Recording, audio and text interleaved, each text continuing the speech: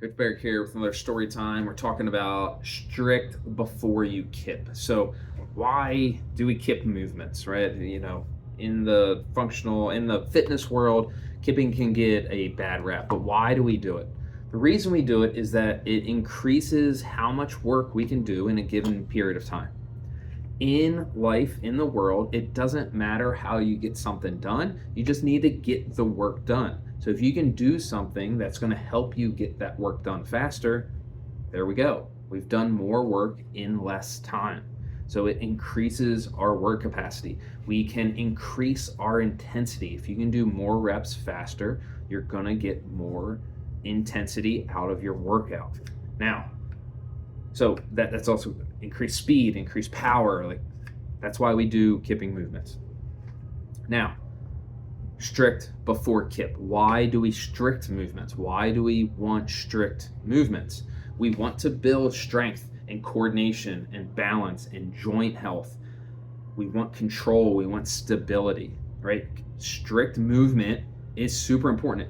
Strict and kip, one is not better than the other. They're just doing different things. We don't need to, always strict or always kip. It's a combination. We need both. We want both. When we're doing strict movements, we're focusing on strength. We're focusing on stability. We're working on our joint health. We're doing all those things I just mentioned. Those things are all super important. You know what else is also important? Is work capacity. Having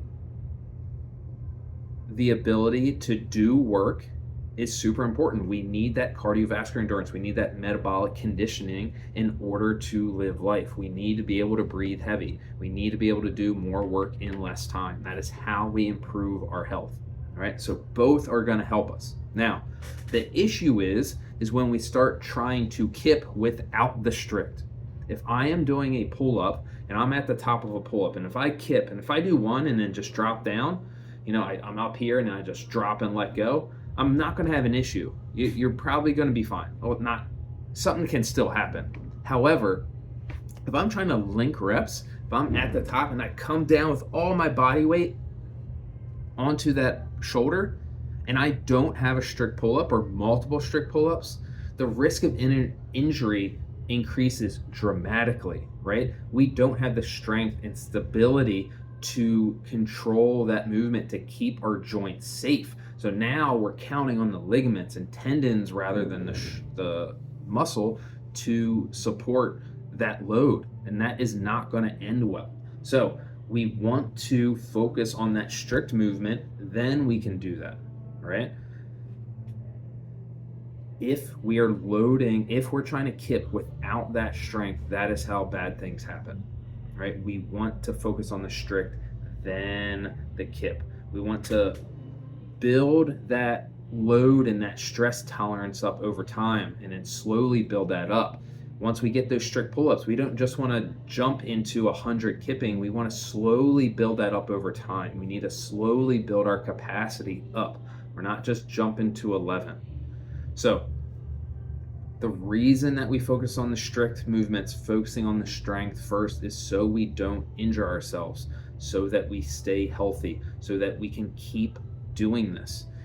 We want no steps backwards. If we are injured, we are not working on ourselves and we're going to get less fit, and in turn we're going to be less healthy.